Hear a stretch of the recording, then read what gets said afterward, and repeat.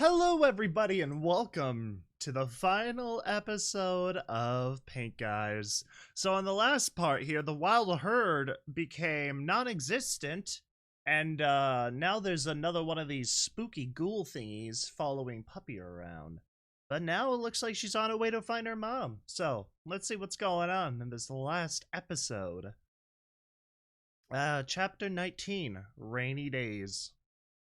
Can't wait for them to have the ultimate realization of a lifetime and then get possessed by Nightmare Moon. Because she gave up hope. When the bow breaks, the cradle will fall.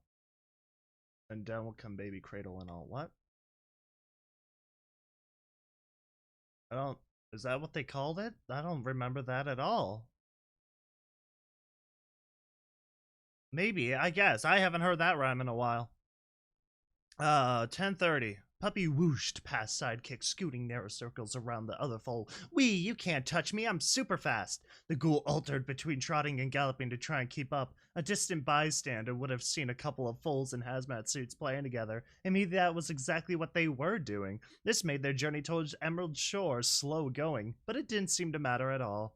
So, Sidekick, said Puppy, stopping her scooter to look at her companion, I'm not sure that Mom likes ugly ponies, but I'll tell her that you're my friend, and that you lost your mom to boot, and she will fix your arrow. Just don't do weird things. Like horse-style ponies do, okie dokie. I don't want to get grounded the very first day. Oh, you're vouching for your friend, an awful lot here. The creature tilted its head and Puppy decided that it could count as a yes. Very well. I've been here some other times. It's super fun, but you must not annoy the pretty ponies with too much questionings or Mom will scold you. It's not that I really did anything wrong, but some ponies here don't like some conversation. Like asking 30 times in a row while she was allowed to trot around naked in candlelight, but had to wear a bikini when she was at the seaside. Really, it made no sense at all. Two different locations, but I understand. I understand the reasoning. Just because it's the beach, it's a completely different setup. The raiders had exploded like a ripe watermelon.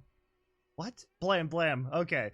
Trigger paused a moment to reload her combat shotgun while Jammed watched her back. We better move fast, Happy. The rangers must have found some resistance not far from here. A nearby explosion rained down metallic fragments over their heads. Trigger pulled the safety and readied her weapon again. Yes, before we get some more unwanted holes, the mare dashed to a tent. Let's check this one. Cover me. As soon as Jammy, I'm gonna call him Jammy, because I think it's not supposed to say Jamie in the traditional sense, was behind her, Happy tumbled inside and opened fire. Blam, blam, kaboom! Eep!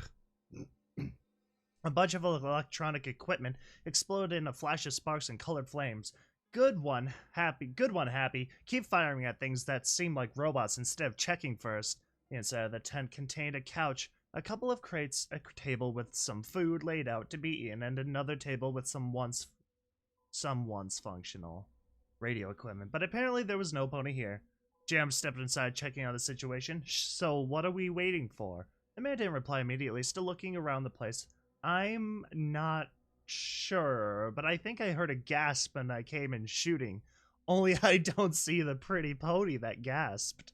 Oh, she's using the lingo now.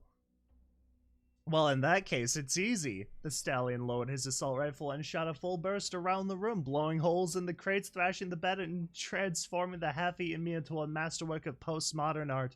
His efforts were paid off when they heard a scream of pain and a bear appeared out of thin air under the bed. She had curled up in a ball, trying to stem the flow of blood from a wound in her belly. Lucky shot, Happy muttered. Approaching the wounded man to finish her off with a merciful bullet to the head. She was quite a young unicorn, with a tower as a cutie-mark. It's the radio person. Cutie-mark gave the expression of a lost filly. The guard pony hesitated. Please help me, I don't want to die. The unicorn didn't even open her eyes as she pleaded between one spasm of pain and another. Mommy, help me. What are you waiting for? She's in agony. Jam sided trotted next to his mate, readying his rifle. Wait! Happy lowered the stallion's gun with the hoof without taking her eye off the bleeding pony, who was getting weaker with each passing moment, but still begged for her mother to come save her. What? What have we become? Didn't we learn anything at all? This pony didn't even fight back. She was just hiding. The mayor pulled out a healing potion from his saddlebags and opened it. Are you planning to try to save this pony? Why? She would have killed you without a second thought. Jammy snorted in his disapproval. Her friends are actually killing our allies at this very moment. Trigger launched an accusing glare at the stallion. Do you see any weapon in this room? The wounded unicorn barely had the strength to sob, but Happy found a way to make her drink more than half of the potion. Every pony is a pretty pony. We still could bring back the real Equestria if we see this truth. Trigger Happy cradled Pony Ford's head and hummed a soothing lullaby. Are they gonna get stabbed in the neck by a knife? Jam Gun sat beside his mate saying, you care too much. Someday you'll regret this. Trigger shrugged and kept humming. Was that the same one that spanked him? I'm sorry, am I confused? I might be. Puppy frowned. This wasn't at all the Emerald Shores she knew. This place was a mess and she couldn't see any of the ponies at all. All the pretty bungalows were so ugly that it was impossible that it was the same place, and the playground was a disaster too. What is going on with everything these days? Where are the ponies and the music? And the merry songs and all those funny shops, and where's Mom? The filly in yellow groaned in frustration. I'm sorry, sidekick. It seems that a tornado went through this place. I wanted to show you the Ferris wheel, but... Puppy gave a long, sad look at the rusted half-bent monster in the middle of the resort. I don't think that it's running at the moment. Actually, the ghoul didn't seem to care very much, but Puppy really wanted to make a good impression on her new friend. Maybe we'll go to the candy store, yes? So we can get a surprise for Mom. Well, that was actually a good idea. Taking a present to her mom was a good way to get extra hugs after all. We will go to the plushie store too. Let's go. The filly merrily trotted down the hill toward the first houses. Emerald Shores was in really bad shape. All the buildings were ruined and the windows were either barred or broken. Almost every door in town had been nailed shut with wooden planks. Wow, it must have been quite the storm, but don't worry. I know a mighty fine place we can get candies. It's down the alley. Oh, that's beautiful. Trust that very much. Puppy splashed through a couple of puddles as she walked through a small passage between the buildings. Warning, mild radiation detected. Threat level negligible. The filly simply ignored the warning and kept trotting down her way. Warning, heavy radiation detected. Threat level negligible. Puppy frowned, annoyed by that mantra. Stop with the nonsense and prepare some bits, Mr. Voice. The yellow ones. I want a lot of candies. A bunch of golden coins floated in front of the foal, and she chirped in joy as she turned the corner to find... ... but that's unfair. A shallow, round crater stood exactly where the candy kiosk was supposed to be. Puppy sighed. All right, don't worry. I know a lot of other good places where to buy treats. Yeah, this place was a resort, after all. There were lots of different choices to pick from. What were the chances that every single candy shop was gone? 11:15 a.m. White poked his head inside the tent, levitating his rifle in front of him. Yes, I forgot. I think I envision him kind of like wearing a monocle also. Like he just has that energy in front of him, ready to fire, but almost immediately he lowered the weapon. Pony down. Jammed gun turned towards the White Apple leader. Well, sort of. We shot a raider in the guts and Happy is trying to save her. Oh, okay. When you're done, the Rangers are pushing through. Wait, what? White stepped inside the tent, approaching the trio of ponies. Weren't we supposed to shoot them down? Did the plan change? Gun shrugged. Go figure, it has something to do with pretty ponies. Oh, shut up, Jamie. This mare wasn't even fighting. She had a stealth bucket and was hiding under the bed unarmed. I'm a fighter, not a cold-blooded killer. Trigger Happy magically picked up a sheet from the bed and laid it on the mare's body. Is she a child or not? Mr. White shook his head. Look, we don't have time for this. The herd is retreating. We must give chase before they can reorganize. We are not playing the nice ponies. We need to close this battle quickly so that we can reach Puppy before that damn prophecy comes true and some shadow falls on our heads. Uh-oh. Luna. When she heard the name of Puppy, the wounded mare began to mutter in a low voice. The ghosts. She summoned the undying from the fog. They will eat your soul. They killed every pony. Why did I anger the ghost? It's my fault. My fault. Mom, please save me. The spanking. So it is spanking, lady. Ghosts? Undying? It's just a magical curtain of fog. What is she blabbering about? White raised an eyebrow in confusion. Jamie cleared his throat. Well, actually, coming here, we found 3 ponies that were dismembered, like, well, as if somebody had killed them with his bare hooves. It was quite unsettling. Happy nodded. Yes, I don't think we were the first group that attacked here this morning. Every pony we met was already fleeing or shooting blindly at everything that moved, friend or foe. That is some cinematic crud, just running through the fog and, you know, everyone's being hunted down and intact. That's the good crud. That's cinema. The White Stallion snorted. Oh, wonderful! At least this explains what was going on when we arrived. Now, can some pony explain to me what the fuck this raider is blabbering about? He poked the mare on the shoulder, trying to make her talk a little more. Hey, do you understand me? Who did you anger? What attacked you? The ghost of the big 52. No, I spanked her. She cried, and her tears made demons arrive. Yellow ponies like her, but cruel, soulless beasts, undying. They slaughtered my patrols and the guards. They killed Bloodbath. Now they come for me. I spanked her. It's my fault. Oh, God. Quite the confession right there. So what I'm hearing is she's responsible for all the movement and activity. Sounds like somebody deserved to get shot to me. What? Pony 4 was screeching in panic. It took all three ponies in the tent to keep her down. Whoa, calm down. There are no demons here. They're gone. Stop struggling. You're still weak. Sitting on the mare's back, Jim finally managed to get her to calm down and at least make her stop trying to run away. Did you spank Puppy? Mr. White almost snickered at that piece of information. Really? I always miss the funny parts. Oh, Mr. White. Oh, you. Laugh track music insert. I'm not gonna do that, but you get the idea. That would be hilarious. I always miss the funny parts. Cue laugh track. Anyone else hear that? No, just me? Alright, yeah, that's fine.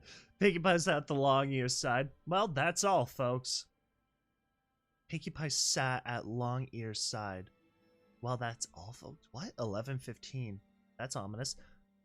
The farseer let out a long breath as her trance slipped away. I feel so tired. Oh, don't worry. That always happens at the beginning, but it will get better. It's just a matter of getting used to the feeling.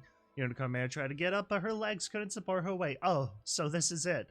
Nah, not yet, but I don't think it will be much longer. You asked too much of yourself, and I warned you about that. Do you remember? Pinkie smiled. Oh, don't worry. I was told it's not that painful. We can play something while we wait. I'm so confused. Longear smiled a bit, talking with a hallucination. While slowly dying of drug poisoning. Far from home and all alone, it was a high price to pay, but if it helped everyone else, it was worth it. Tell me, will she be fine? Why do you ask me? I'm not the shaman here. I'm just a party pony. Why should I know? What to pin the tail on the pony? Want to pin the tail on the pony? Please, I need to know. Pinkie sighed, frowning. Oh, why does every pony have to be so dramatic? All right. She won't be fine. Not yet. There's one last step, but that fog trick wasn't bad anyway. The unicorn sighed really. So my death has no meaning. Oh, please, put away that frown. We still have a party to attend. Besides, it was a pretty nice fog, all things considered, and it really helped those poor ghosties from the graveyard. At least you set things in a way that the little ghost won't face her last trial alone. That's not a small task at all. You gambled against the odds and you won. You should be happy. Well, it cost you your life, but you should be happy anyway, right? ... Right? ... Oh, look at her. It's like she's sleeping. Oh well, rise and shine, little pony. We gotta move if we don't want to be late. Oh no, rest in peace, the old wise sage, Long Ears. 11:45 a.m. What the fuck do you mean she's not here? Henry pressed her beak against Scold's muzzle, completely ignoring the crowd of rangers that instantly turned their weapons against her. You fucking cheater! I did my part, I trusted you, and now you are telling me that she's gone? The griffin reared up and roared at the sky. Scold gestured to the surrounding rangers to lower their weapons and cleared his voice, clearly not very impressed by the mercenaries' display of badassery.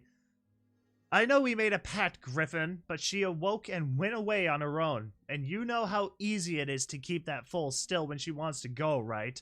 Scold was evident, being sarcastic. Henry's eyes blazed like two pits of magma. Do you know where she is now? Scold shrugged. She was heading to Emerald Shores last time I checked, but I'm no farseer.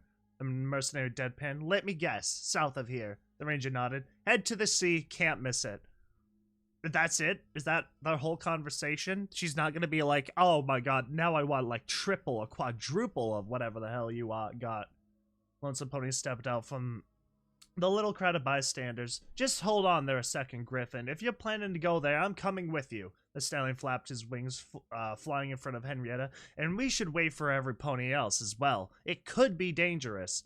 Yeah, sure, I'm totally trusting you again after what happened last time. You've proved to be totally trustworthy. Look, there's just one member of your damned race that I care about, and she's not here. So long, ponies. Henry spoke, that last word as if it left a bad taste in her beak. The griffin flapped her wings and flew away, quickly disappearing behind the factory's roof.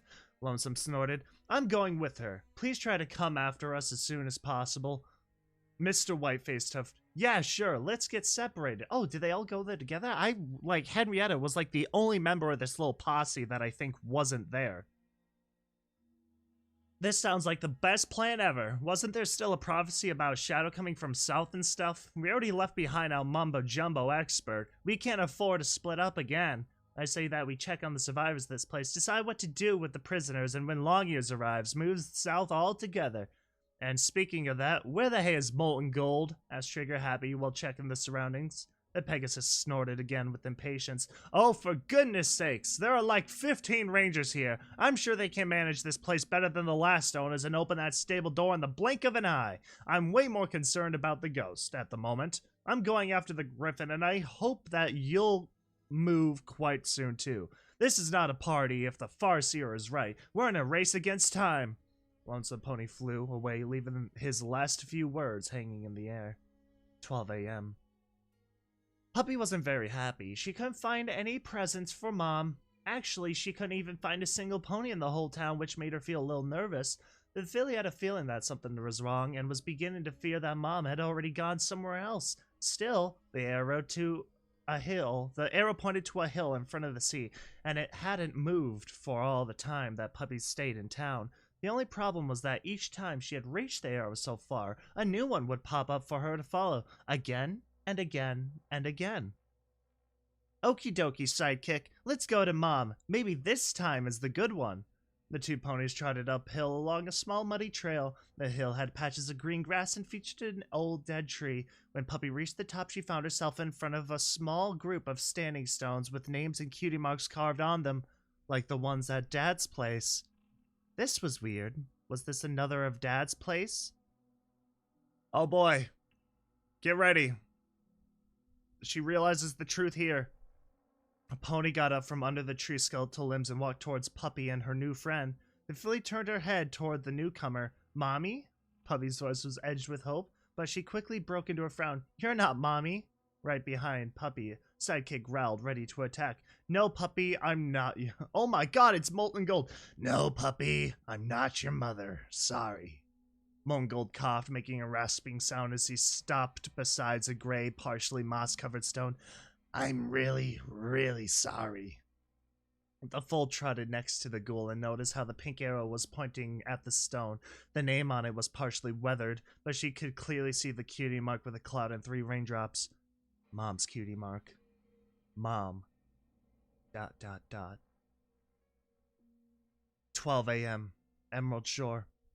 Mr. White trotted out from the factory, followed by Scold. It's all settled. We can go. Trigger Happy nodded. Alright, it shouldn't be a long trip, but there's no reason to dawdle. Scold looked at the road sign that announced the distance from Ironworks to Emerald Shores. Just 6 kilometers. If it wasn't for the bad weather, they might have been able to see the town from where they were. In that case, we ride, but depending on what we find once we're there, we may need to buy time for the others. We'll cross that bridge when we come to it. Let's move, slowpokes. Is Puppy going to become like some sort of super huge evil monster? With these last words, Trigger Happy galloped south along the last trail of the Big 52. Oh well, the last one there's a red trotter. Sagebrush flashed a smile at his uncle and the old scribe, then followed the mare, easily matching her pace. Skull sighed. Youngsters, they'll be exhausted before they're even halfway there. The two older stallions followed the rest of the group, keeping slower but more sustainable pace. You dang kids and your dang functioning legs. The ghoul said nothing and simply turned away to give Puppy the time to realize. Mom is here, but...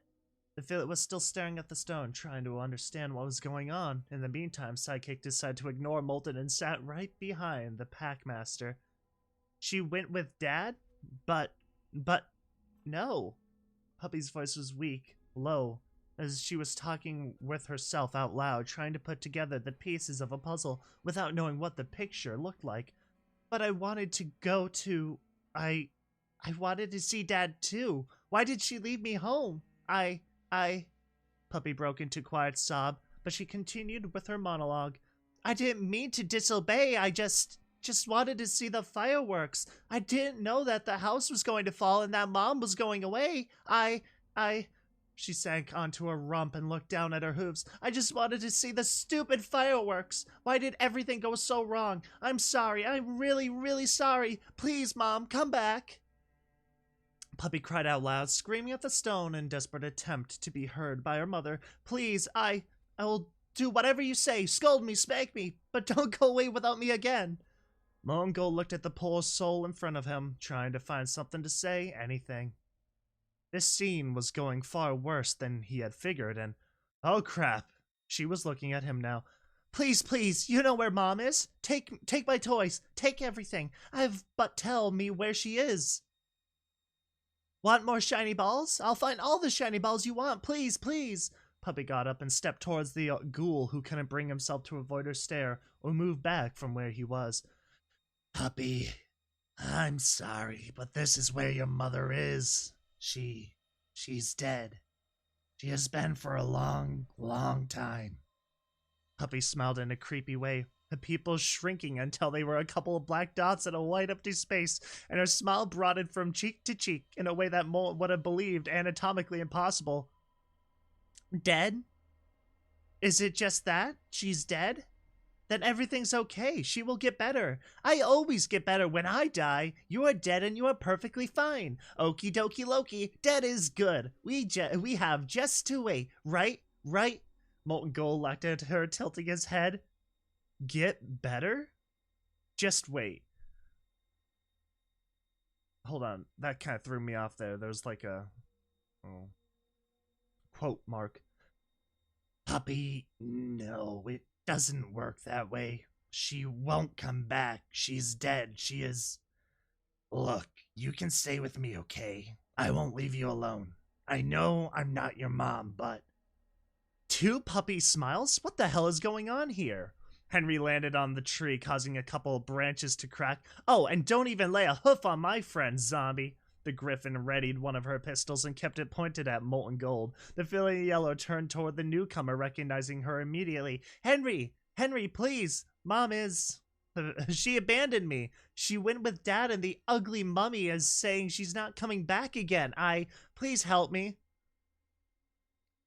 The mercenary took a moment to understand Puppy's words, then looked at the ghoul who pointed at the grave with the hoof.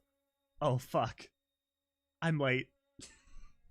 With the flap of her wings, Henrietta landed in front of the foal and put a claw on her helmet. Puppy, you don't have to worry. I'm with you, okay? You're not alone. But I want my mom. I need my mom. She is the only one that can fix all this. The broken house, this silly suit. Find sidekicks, Mom. Make the happy days come back. I don't know what to do without her. Suddenly, the Griffin hugged Puppy, saying nothing for several seconds. But you already did a lot of your own, Puppy. You saved me and you gave freedom to the inhabitants of Sun City and made the Rangers stop fighting, and you are a good pony. You are the only nice pony I know. You don't need your mother to fix things. I could be your big sis, okay? Henry and Puppy, the best team ever. The Griffin is right. Puppy. You were quite a big pony yourself. Your mom would be proud of you. Puppy broke free from Henry's embrace, her eyes burning pink. But she left me here. She abandoned me and went with Dad. I love her. Why did she abandon me? Why doesn't she love me? What the? Henrietta cocked her head in confusion. What the fuck are you saying? She didn't abandon you by choice. She's dead. I'm sure she wouldn't even abandon you. You were supposed to be safe in a stable. Otherwise, she would rather die than leave you alone in a dangerous place. Lonesome Pony joined the group, landing on the branch that Henry had left.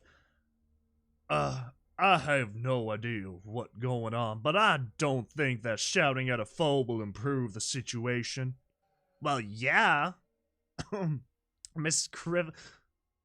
I'm sorry, I don't know who's talking here. Well, yeah, Miss Griffin, I'd avoid yelling like... Is that the ghoul talking? Oh well, too late. Puppy ignored the two stallions. Yeah, it was the ghoul. Practically roared her response. So then why doesn't she come back and take me with her? You idiot, she's dead. Henry brought her beak up against Puppy's helmet and looked the full straight in the eyes. Lone Gold tried to intervene, but Sidekick growled as soon as she had taken a single step. Mom can't come back. You lost her. Live with it. She is in that grave and won't never, ever come back for you. This is why you must react and take your stupid life in your hooves. Just leave that grave where it is and come with me. Let's go, Puppy. The Griffin turned her tail and gave an exasperated look at the old mummy and the Pegasus before noticing a group of ponies that were galloping toward them from the north. See, your friends are coming for you. You're making everyone worry. Show some guts and shrug it off. It's now or never. Puppy looked at the various ponies, then again at the gray stone with a cutie mark. Mom is inside that stone? Henry dismissed the question, too focused on her own words to notice Puppy's look or even Molten gesturing like a mad and shaking his head. Yeah, and she'll stay there forever. So you can come and visit her as much as you want. Now come back with the mortals. Let's go and tell your friends that it's all right. Rock. Oh no! Are we gonna have a Doomslayer moment? Oh no! Oh no! Are we gonna have a rip and tear? I tell it is done type of moment. She's either gonna start bashing bodies or she's gonna start digging out the corpse. Puppy grabbed the rock at Destiny and started to attack the tombstone. Okay, so we're going with the more PG route. Bummer. What the fuck are you doing? Henry tried to stop her friend, but Sidekick jumped between the two. Even Henrietta was disturbed by those burning eyes. Mom, come out. Puppy hit the gravestone with all her might, denting it with each strike as Molten Gold and Lonesome Pony looked on in horror. Wait, little one. She won't come back like that. Wait, who's talking? Wait, little one. She won't come back like that. Please stop. You're destroying your mother's grave. Lonesome jumped from the tree, landing behind the stone and blocking Puppy's hoof. What's with you? Stop. Stop. You violated the law. Sorry, I kind of butchered that one. Let me go. I want my mom. Why can't I have my mom? Sidekick turned to face the Pegasus, and soon as Henry found an opening, she reached for Puppy and hit the foal on the helmet. You idiot. Pull yourself together. Insulting them isn't gonna make the situation better, Henrietta. Take a hint, maybe. There are moments when I'd like to be able to slap you. Forget your mother, stubborn fool. You're with me now. Stop asking for the impossible and come back to reality. Confronted with the Griffin's rage and two ponies trying to hold her down, Puppy's frenzy seemed to drain away. The foal looked off towards the sea. But if I forget her, I can't reach her. There's nothing left to do for me. Henrietta waved a claw. We find something to do, okay? You just have to stop obsessing and calm down. I'll think about everything else. Just behave and stay put. Look, your other friends are here. The little group that was composed of Mr. White, Skull, Trigger Happy, and Jam Gun finally reached the top of the hill. They were all exhausted, but Skull still had the strength to ask, what's going on? Puppy looked at the rocket Destiny still in her hoof and sighed. I don't know. I just want to sleep forever and never wake up. Henry patted Puppy on the helmet, smiling gently. I know that feeling, but it will go away. I've been through that too. Now sit here and calm down for a moment while we talk with the new arrivals. Okie dokie? The filly in yellow nodded weakly and threw her stone away. The rock of destiny rolled down the hill, bouncing and gaining speed, fall over the panoramic walk, and landing on the beach with a loud metallic noise. Oh, shout out to my boy, Rocket Destiny, an OG from Chapter 1. Absolute hero, I think. I think they're Chapter 1. Chapter 1 or 2. Absolute legend. Absolute player. Been there the whole time. I almost am more sad for the Rock right now versus Puppy. Oh, that poor Rock. Molten Gold and Lonesome Pony had already joined the group of new arrivals, so Henry hurried up to reach the others, leaving Puppy alone with the grave and her yellow-suited friend. Don't worry. She's getting better. She just needs some time on her own. Yeah. But did she cry? How is she? Puppy felt empty. It was different from being sad or angry or anything else. She felt until that day she was in front of her mom, but mom wasn't there and she would have never been there for her anymore. Don't want to seem a bit paranoid, but I like to check anyway. Keep an eye on the ghoul. It seems to be quite aggressive. Every pony was talking at the same time, creating a mess of voices overlapping each other. Puppy didn't care. She was slowly sailing away along her route, deeper and deeper inside herself. The simple idea that she wasn't going to see her mother anymore drowned out everything else in her mind. No more mom, ever. No more. She walked all this road just to see her again. It was the only reason she had, but now it was gone. She liked her friends, but this felt just wrong. Everything around her felt wrong. This wasn't the place she was meant to live in. It was so evident. There had to be something else, something different, something better. When's that nightmare moon gonna start freaking out? This is it. We did it. Big 52 is safe. The foal is alright. Maybe at last we can go back home. Back home? What home? It was gone. Her house in Canterlot was gone. Mom was gone. No more mom forever. Puppy didn't want to live like this. She didn't want to lie awake each night until the first light of dawn tried to peek through the clouds, only to realize that mom wasn't there for her. She just wanted to go to sleep and not wake up at all. Oh, but that's easy, little one. You just have to ask and I'll let you sleep forever in a never-ending beautiful dream. Shut up, Jammy. Tunneltown won't burn while we are away. Really? You can do it? Of course, I'm the master of dreams. I can give you all the happiness you want. All you need to do is ask.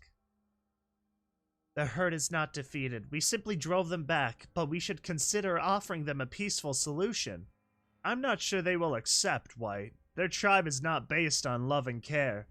Maybe now that all their hot shots are gone, the other will be more reasonable. We should at least try Scold. Forever, ever, ever? Forever and even more. It's a pact between you and me. I give you an eternal dream where you can be with your mother and your father, and in exchange, you'll let me sort things out while you're asleep. Deal? This is it. It's happening. Sidekick trapped on Molten's back, whining. But the pony was more interested in the discussion between Scold and White than a brainless Canterlot ghoul. I've been around for a lot of years, and I remember that the herd wasn't originally that hostile. Oh, is that Scold, White, and the ghoul? Okay. So this is White then, I think. God, dude, I don't freaking know. I've been around a lot of years, and I remember that the herd wasn't originally that hostile. They began raiding when the tribes on the Big 52 started asking a toll to enter their settlements. The herd traders couldn't afford it, and they resorted to their own way of acquiring goods. I think that if the tribes will decide to share a bit, everything could go just fine. I'm not sure of that. My grandpa always said that the wild herd were a rattlesnake ready to bite you in the ass. Your grandfather was the first tribe leader to introduce the toll, White. Why don't you show some common sense and be the first to abolish it? Puppy took a long breath and nodded. Okie dokie. Deal. Do it. You made the right choice, Puppy. You won't regret it. Do what now? Look, Puppy, I really like you and owe you a lot of abolishing that tax is not that easy. Look, Puppy, I really like you and owe you a lot, but abolishing that tax is not that easy. Please don't talk about things you don't understand. Was this a typo here? I don't know why they would... I don't know why they would be talking to Puppy. I think this was supposed to be Mr. White right here, or whoever. Yes, yes, just make all of this stop. Oh, how much I love your naivety. I'll miss it. Here we go. Now, close your eyes. Footnote. Level up, 18. New perk added, here and now. You gain a level because stuff. Level up, 19. New perk added, concentrated fire. When in stats, you get a cumulative 5% bonus in accuracy with aiming more than one shot at the same body part of a target. Well, what did you expect? Puppy was so depressed that she picked a random perk. She doesn't even have stats.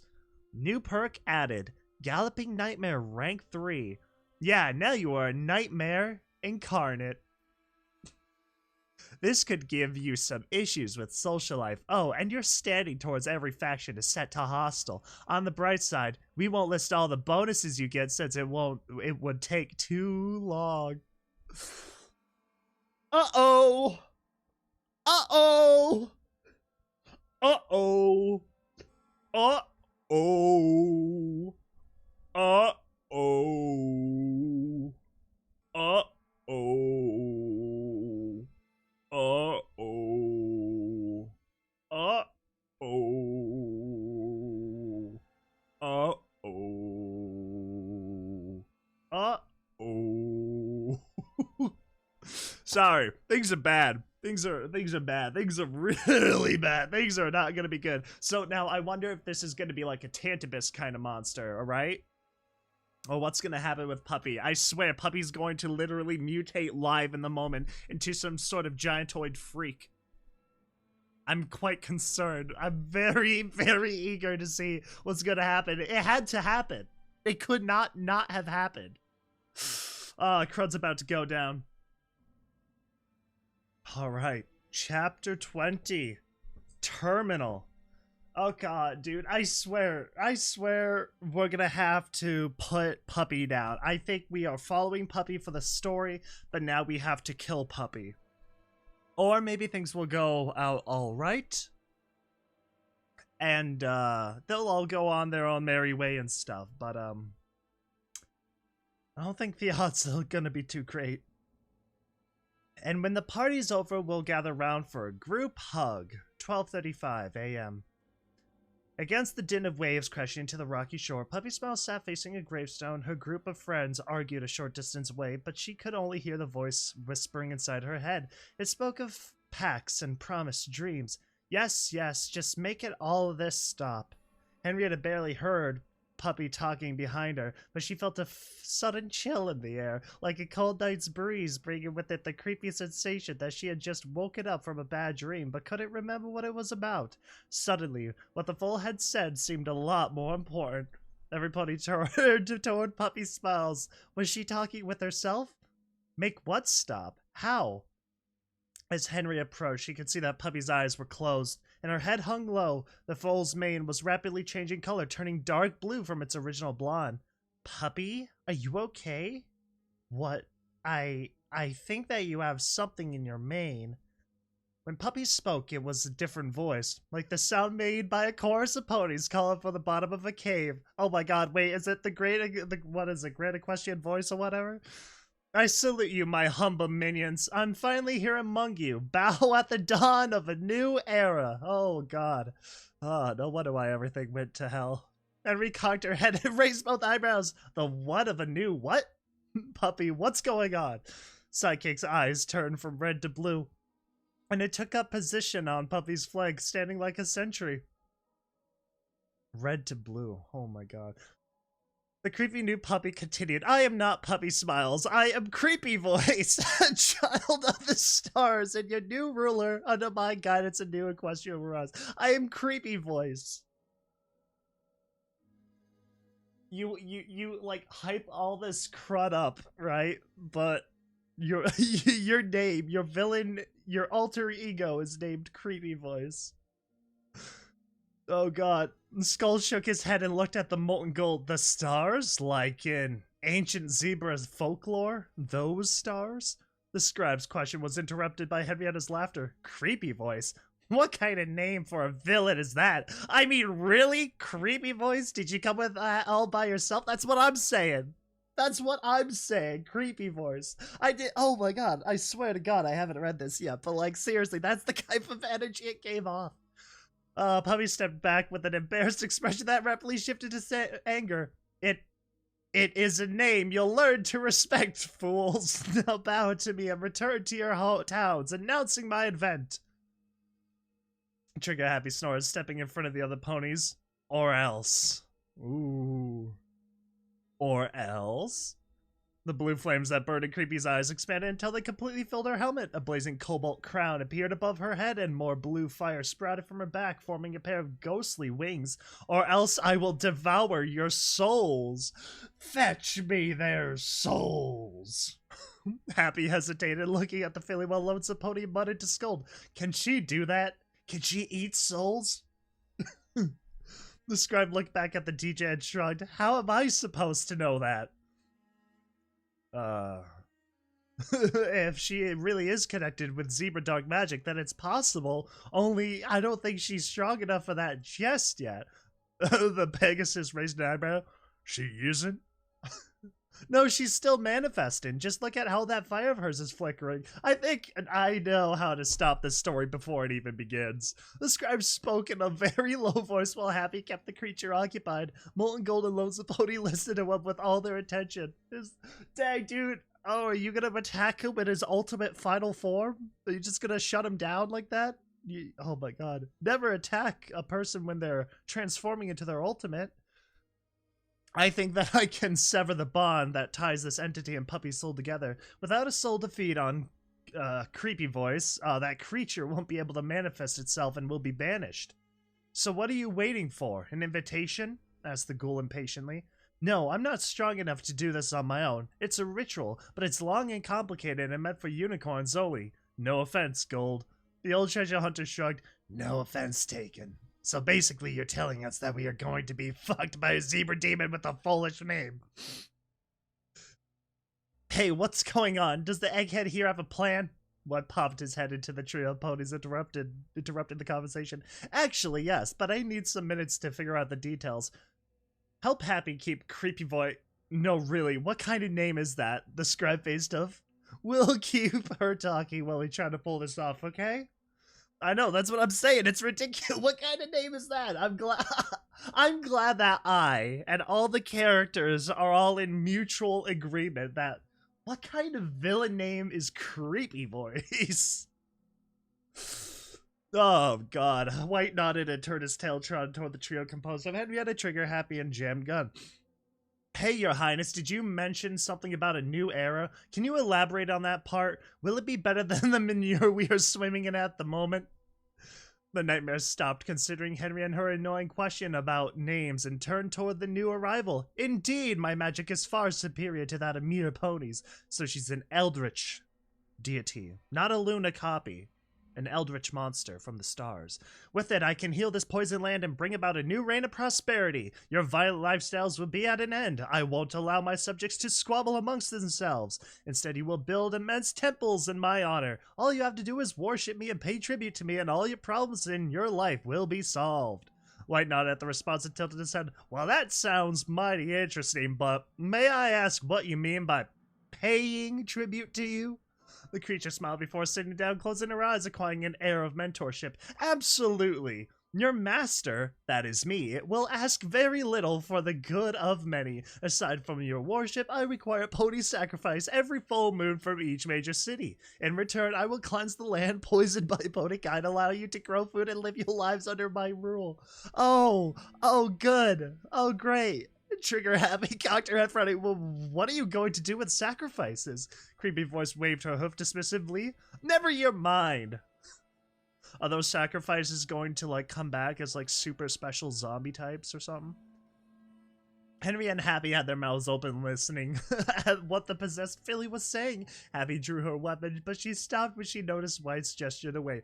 Henry on her side scratched her head. Yes, but will you give us back Puppy? The nightmare blinked her eyes for a moment, surprised. What? She doesn't want to come back. She is sleeping and dreaming, in a place where no pony can hurt her. We made a pact. At that reply, Trigger Happy snapped. You did a what? Listen, I know my friend Puppysmiles and how easy she is to trick. Whatever pact you made, it's not valid. You can't just talk a fool into something and pretend it's legitimate. Let her go. The monster laughed with a silvery tinkling voice. Teehee, you're funny. Why should I yield a perfect soul to possess? Her obsession trapped her on this plane, and as long as she sleeps, she will never realize the truth. So no, I'm not letting the fool out of her dream. But on the other hoof, I'm offering all of you the privilege of being my heralds, so you can announce my coming to all of Equestria. Oh great, the horsemen! Oh, that's fun. So long story short, Henry tilted her head. You are Nightmare Moon. Oh boy, are they? Well, no, I mean, yes, I am. I mean, Nightmare Moon was more ancient and powerful than me. For a moment, the creature hesitated, but she seemed to recover almost immediately. But I am more than strong enough to shut your stupid beak. Okay, so it's not Nightmare Moon. Okay. Okay. We got a knockoff here. Henrietta deadpan. So basically, you're a newbie. A nightmare noob. Trigger Happy burst into laughter, rolling on the ground as she fought for breath. Mr. White faced up while the other three ponies stopped talking for a moment, trying to understand what was going on. Enough! That's it. There's plenty of subjects I can use. I don't need you, useless bunch of ignorant weaklings. Henrietta snickered, said the filly that can't count beyond 4. You insolent little... You will suffer. No, she won't, bad monster. Stay put. Scold stepped in front of Henrietta, staring straight into the nightmare's eyes. We will banish you forever with the power of science. Somebody's gonna die here, and it's gonna be him. Teehee, the creature giggled, evidently quite capable of shifting from anger to mirth on a whim, and dismissed the scribe with a wave of her hoof. Don't make me laugh. Science? Do you have the slightest idea what power you are facing? Oh, for Nightmare Moon's sake, try something more believable. Scold smiled, not very impressed by the nightmare's reaction. Oh, so you want the details? Very well, then listen carefully. Since I already had the opportunity to check Puppy's suit, I did some research and I found some interesting clues. Your very existence in this place is caused by a foolish attempt at using necromancy as a life-saving device. But I know how to fix that horrific mistake the Ministry's made. The talisman itself has proved to be almost impervious, but the spell inside is more than unstable. The way your flames wax and wane make that abundantly clear. Now I have some unicorns here, and even if they don't know a thing about dispelling magic, I can tap into their power for as long as we need. So guess who's getting dispelled today? What the? The demon stepped back with an expression of real concern on her muzzle now. Alright everybody, I've casted the spell. You just clear your minds and this nightmare will be over. Let the magic flow. Flash of light exploded from Skull's horn and shot between the assembled unicorns, each of them sending out ethereal threads that became woven into a mighty spell. Happy closed her eyes and let the magic flow through her, quickly followed by Mr. White and Jammy. Soon all their horns were glowing a brilliant white, oh my god, and the light expanded until it had enveloped the whole hill and every pony on it. Henrietta grit her beak tightly and was forced to shield her eyes from the blinding glare. Something that Scold had said didn't sit right with her. He was going to stop the demon by destroying the necromantic spell being used as a life-saving device. But wasn't that what was keeping Puppy alive? Henrietta turned toward the old scribe. Wait, are you trying to kill Puppy? Skull didn't reply, but from within the shining cloud of light, the monster's voice confirmed Henry's fears. Fools! If you break the spell, the foe will die with me! No, fuck no! You're not going to kill her, you fucking unicorn! Roaring Henry charged at Skull, slamming into him so hard he flew for a couple of meters before landing heavily on his back. He screamed in pain and lost focus on the spell. Henrietta, you frickin' fool! Just kill the child! The light exploded in a rainbow of colors, spreading all around and dancing in every direction, but without a pattern. It was more like a giant disco ball gone crazy and rolling along a corridor than a real rainbow when at last the light ended. My apologies. I know this is the end, but I cannot seem to talk for squat. Nightmare Noob, aka Creepy Voice, opened an eye, uncertain what was going to happen next. Everything seemed to be still and silent, so she dared to open the other eye too, and looked at the confused ponies in front of her. An evil smile appeared on her now very satisfied muzzle. So, in the end, Puppy's griffin friend proved to be very useful to me. But next time you might want to pick better allies for yourself, yes? The monster chuckled. Oh, silly me. There won't be a next time, since now you're all going to die. Scold shook his head as he got to his hooves, still dazed by Henrietta's tackle. What? Why did you stop the ritual, you featherbrain? It was working. The other unicorns looked around at each other in a stupor, struggling to stand after the exhaustion of casting. Molten Gold tried to wake Mr. White. Well, Henry advanced on Scold with a grim, accusing stare. You won't take Puppy from me. There must be another way, I'm sure of it. But you stupid, deluded brat, the foal is already dead. We are trying to save the big 52 here. Come down from your wonderful, dreamy place and get real. Scold was practically foaming at the mouth. The mercenary had disrupted their best chance to win, and now a lot of ponies were going to die because of her. My point exactly. Way to go, Featherbrain. The nightmare savored the taste of crushing victory that was still lingering in the air. Oh, this is so tempting. Looking at your little argument is a real treat, but I have a schedule. Creepy voice looked at Sidekick, and in that moment the ghoul's eyes turned night blue. The Canterlot foal turned toward the ponies like a hound. Nightmare Noob smiled. Let the games begin. Go, my minion. Teach that chicken some manners. Why? But Henrietta was like the most helpful one to you. Why would you kill her first? Creepy voice is a freaking idiot. Henrietta's an idiot. They're all idiots. Scold is the only one trying to use his brain here. Sidekick crouched ready to pounce on Henry like a cat on a mouse. The griffin was so focused on their argument with Scold that she didn't even notice the ghoul jump until it was too late. She didn't even hear Trigger's warning. The impact sent the griffin and the ghoul rolled down the hill, a whirling ball of hooves and claws. Henry fought without thinking, her predator instincts being all that kept her from being crushed by the foal's unholy strength. She tore with her talons and punched with her fists, dodging the return strikes and knowing that a single hit would be the end of her.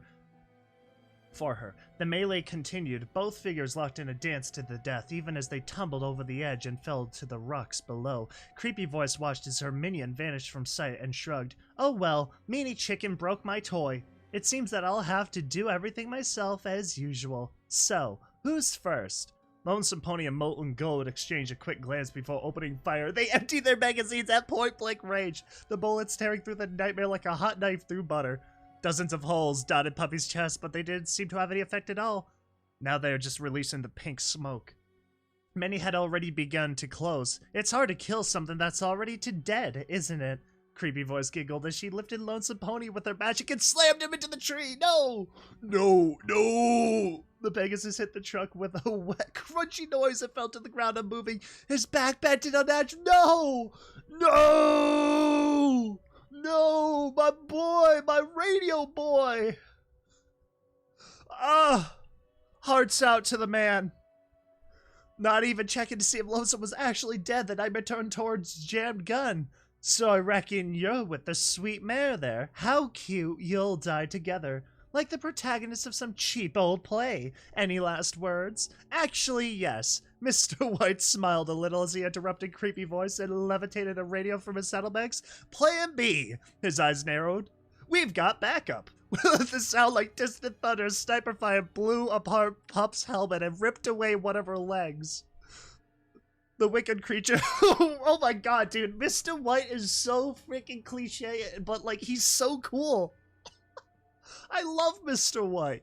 The wicked creature was spreading her wings. She flew up into the sky, conjured lightning from clouds. The bolt struck the Ferris wheel like a hammer, heating the metal and weakening the last joints that still allowed it to stand. The gigantic metal structure creaked and screeched before collapsing on the small building. That sagebrush and a couple of acolytes were sniping from— No! Oh my god, dude. Mr. White went over there with a one-liner in tow. Actually, yes. Plan B, he says into the radio, dropping onto the ground like a cool guy. Then like 50 snipers just start unloading their magazines all around him. Oh, he's so cool. He's so cool.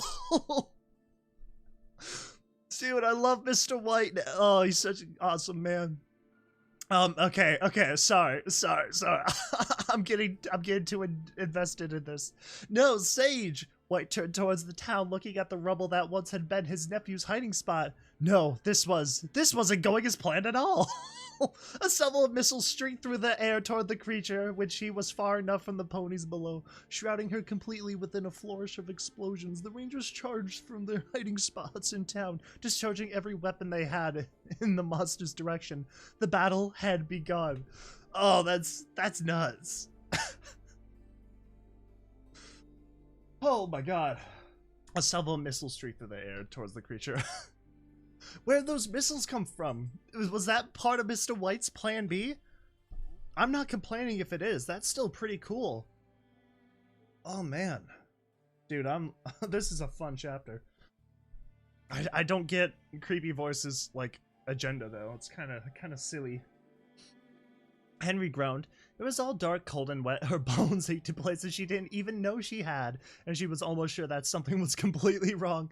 A sweet and merry voice hammered like a pink flash in her head. Oh, don't worry. It's just you being your usual meanie self. Nothing else. A meanie what? Am I dead? The griffin's headache was getting worse, while the sound of explosions and pony screaming thundered in her ears. There was a thingy. Something like a pink dot dancing in her head and speaking to her. Silly chicken, you're not dead, duh. You're just a bit confused. And somersaulting down 6 meters onto those rocks didn't help at all. But I'm sure you'll be okay, lickety-split. Dashy did that all the time and never got her. Pinky? Puppy, how is she? I must save her. The pink dot moved a bit, shifting from a colloquial? I don't know. It's a big word. Merry attitude to a more accusing one. Really? Because it seems to me that you're simply trying to hog her all for yourself. What the fuck are you blabbering about? I just want her to be safe, so that she can stay with you forever and ever. The voice started fading. Whom are you wishing well? Poor little puppy? A poor lonely Henry. Okay. Yikes. I don't know anymore, but I want to make her happy. She seems so different, like a distant memory that doesn't want to fade. I don't want to lose her, but she seems to be unable to think of anything else but her mother, like a recurring nightmare. Or maybe a sweet dream that doesn't know how to fade. Maybe she just needs a last little help from her very best friend. The voice had gradually changed. At first it sounded like an overenthusiastic youth, but now it sounded like an old mare. Somehow it was very, very familiar to Henry, reminding her of the dreams she had had when she was a prisoner in Sun City. There's just one last step to trot. Find Puppy's Rock and fulfill its destiny. Yes! Yes! Hell yeah! The Rock of Destiny. I love that thing. With a gasp, Henry opened her eyes, finding herself in the middle of the rocky beach. She was lying on what was left of a badly crushed Space Ensign's sidekick. The ghoul had taken the brunt of the fall and was now just a flat, squashed yellow bug. Henry drew one of her .45s and made sure that the creature was completely gone, putting another 2 holes in its head before checking the surroundings. Those things regenerate, so I don't think that's going to do anything. Up above her head, a pony flew over a ridge, screaming as she was sent out to sea. The dark magic faded, and she kept going for a good 200 meters before splashing in the cold waters. Henry tried to ignore the sounds of battle coming from above her head, and gulped down a healing potion as she began her search for that stupid stone.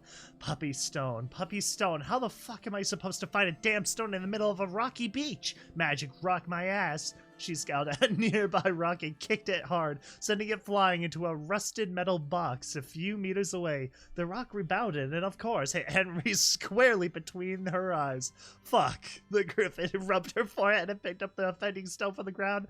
Every rock had its voice, and Henry knew this one very well. That's the last time you get one over on me. So, what now? You hit a metal box, dumb rock? Will you try to tell me something? What are you, some sort of rock of destiny? Very snickered as she approached the box and introduced its padlock to the rock of destiny. At last. Clank! You're being clank! Useful! Clank! Very well. Let's see what's inside the treasure chest. Some papers, an old brushable Applejack doll, some photos. Henry took the pictures and looked at them. In one, there was Puppysmiles, only younger and without her rad suit. She was smiling in front of a carrot cake with 4 candles on it. There were some other ponies in the background. It seemed to be a birthday party. On the second picture, there were a white stallion and a purple mare. They were sitting in front of an old wooden sign announcing that they were entering the town of Appaloosa. Between the two ponies sat a pouting Puppysmiles, as if she didn't want to take the photo or be in that place at all. The filly seemed even younger in this picture, maybe 3. Henry turned the pic and found a note. Last trip with better. Oh, better days. Yep.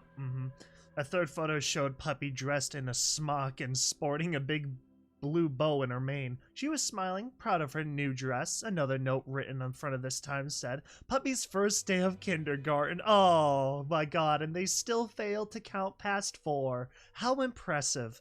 Turning the last photo, the young mercenary found some weathered lines written on the back. In a different place and in different time, beyond the horizon, we will be together again with Dad, and I'm sure I'll be proud of you. Because Mom will always be proud of her little sunshine. I love you, Mom. A missile flew over the ridge and exploded on the shore, illuminating just for a moment, the tears running down Henry's face. The mercenary sighed, finally giving in to the truth in front of her eyes. She never belonged here. Fuck. Henrietta rubbed her eyes, putting down the photos. Fuck, why does it have to end like this? Why? A new explosion painted the sky red. Ponies up there were dying, fighting something that was already dead. Dying because she wanted to keep the foal for herself instead of letting her go. That is very correct, Henrietta. I'm glad you're having a moment of realization here. It's all your kind of fault right now. As it should have been. Now Henry knew what had to be done. Still, that didn't mean she had to like it. Not fair. Not fair at all. No, it isn't fair. You screwed everyone up. Paladin Goss's eyes widened as the missile he just fired was thrown back at him. Goss, no! Cold Shower could only watch in horror as the explosion took away one of her oldest friends. She turned towards the nightmare, her eyes full of anger and pain. Stupid bitch, why won't you die? The barrels of both the miniguns mounted on her power armor span up and she found until her guns were empty, but the bullets bounced harmlessly off the nightmare's shield and were completely ignored as the creature launched a second acolyte into the ocean. Why won't you die? Creepy Voice had already killed 2 rangers and thrown several other attackers into the sea. But with all these ponies around, she was getting confused. How was she supposed to fight all of them at once? Really, these stupid equines didn't even know the rules of a proper duel. She was growing bored of their little game. Yes, killing ponies could be fun, but it seemed pointless, especially when she had more important things to do like take over the world. Who was supposed to be the leader of this bunch of idiots? Oh, right, the old scribe. Creepy Voice smiled with evil in her mind. So where is that guy with the cape? Landing in front of the old pony, Creepy Voice folded her ethereal wings and faced her adversary, not even trying to hide her amusement. Here you are. Scold, right? There was a pause while the unicorn looked confused at the foal's new change of mood, but the nightmare cut it short. Very well, die. With her magic, the monster grabbed the old stallion's heart and squeezed. Scold collapsed with barely a whimper. Oh, you just gave him like a forced heart attack. Oh my god. Dude, he just basically did like a forced choke, but of the heart. Just burst. In the same moment, Henrietta flew over the ridge, landing again on the Tombs Hill. The scene in front of her eyes made her cringe. This was her fault. All of this was happening because of her selfishness. Very correct. Dumb Henry. Stupid flying chicken. Ponies fighting, ponies dying. This wasn't what Puppy would have wanted at all. It was time to end it. Puppy, listen. The nightmare let out an annoyed sigh and turned towards the griffin. Hey, it's not your turn yet. Don't you know that there's a list? I'm almost finished with this one. Then I'll be killing you too. So don't push and keep your ticket ready. I mean, God, dude, they were talking so much right there. I probably could have done what I wanted to do in that amount of time. I probably shot a gun into him or whatever. Trigger Happy crawled towards Scold while the nightmare was busy giggling at her own humor. The security mare tried desperately and uselessly to revive the scribe. Their numbers were being mowed like a wheat field in front of the Reaper. Molten Gold was struggling to break free from the tree he had been impaled on. Oh, and Lonesome Pony has already passed out with his back broken, and even the well-equipped and combat-trained rangers were losing ground. This was the end. They were all going to die here. For a moment, Trigger felt sad. She really, really wanted a foal of her own to love and care for. This was so unfair. I do feel bad for Trigger. Trigger Happy and Jammed Gun could have been such a, like, cute, awkward little couple. Molten gold from the... He'd been impaled on the... See, that's bad. I can't imagine that being good for him. Puppy, wake up. You can see your mother for real. Henrietta kept screaming with her high-pitched bird voice. She was actually quite annoying. This nightmare is a bug and a stinker. You're cooler than that. You learn from the best. Oh, thanks, Rainbow Dash. Really appreciate that. Creepy Pup snorted. Aren't you even able to wait your turn to die? A halo of dark magic surrounded a large chunk of road and hurled it towards Henry, but the griffin was agile and dodged it easily. Now I am disappointed. Bad chicken, don't make me come down there. Henrietta flew in front of Puppysmiles and pressed her beak against Puppy's glass helmet. Puppy, you moron, you are dead. Dead. Just like your mom. Are you so stupid that you don't even realize how to die? Dump this idiot and go with your parents, please. What? The nightmare blinked her eyes, startled by the griffin's son and a soul. What was she saying? Was she trying to speak to Puppy? Oh, no, no, no, no, no, no, no, no, no. Shut up. You can't hear, you fool. She can't hear, you fool. Come on, Puppy. Wake up. You're not forced to stay here. I don't want you to stay here with me. You have to go.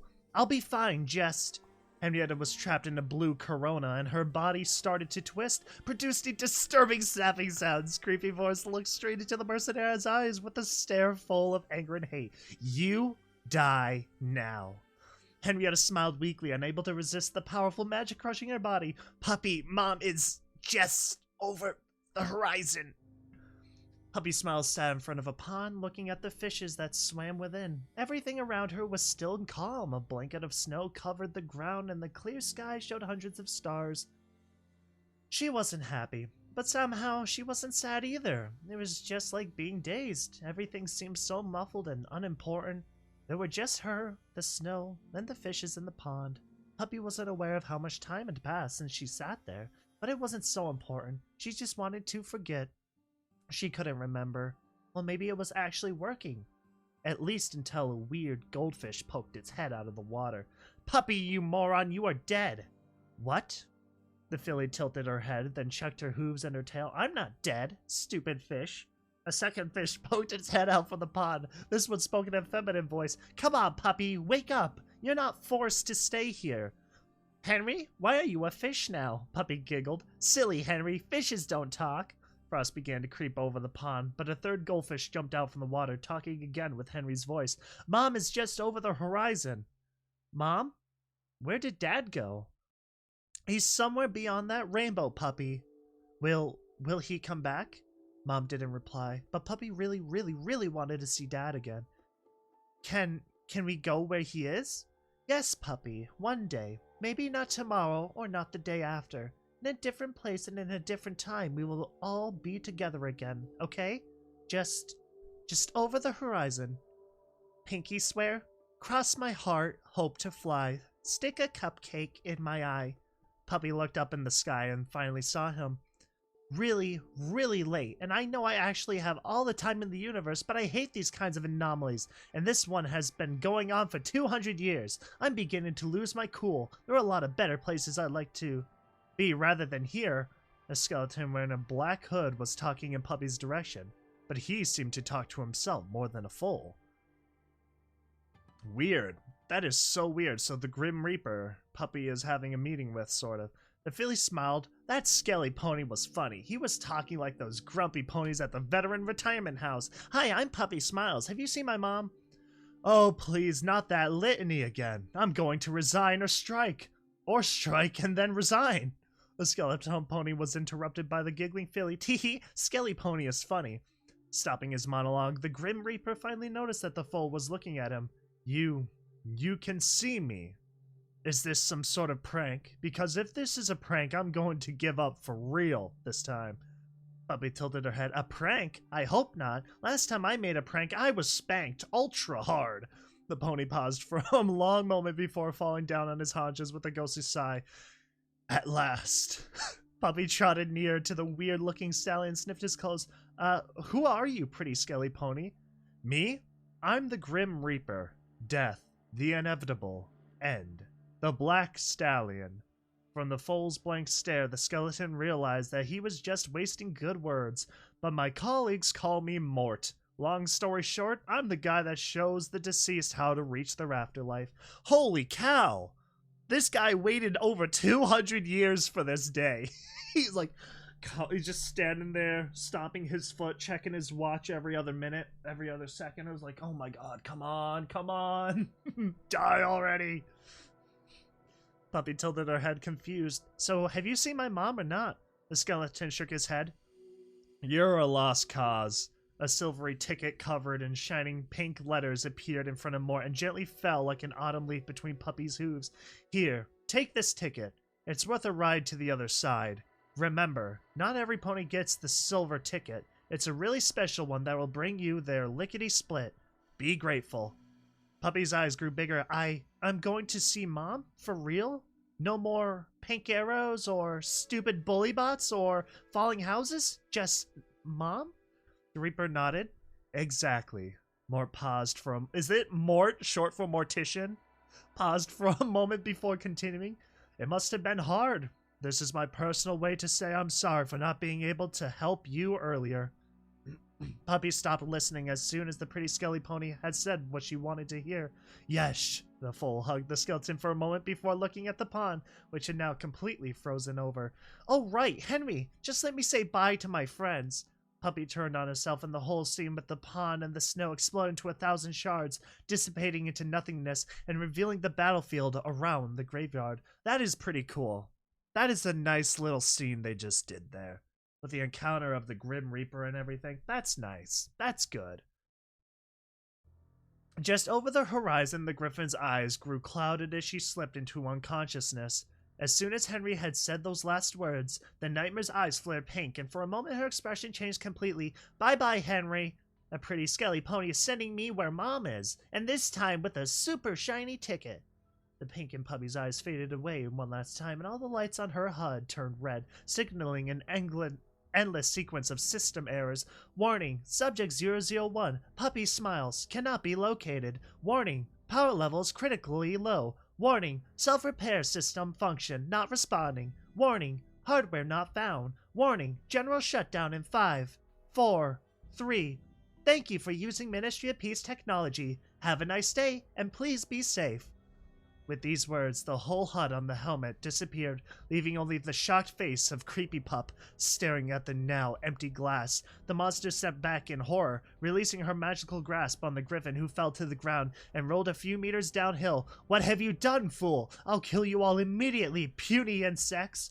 The monster stretched her wings, ready to release a new wave of magic, but something was wrong with her. The suit had begun to deflate like an old empty leather ball.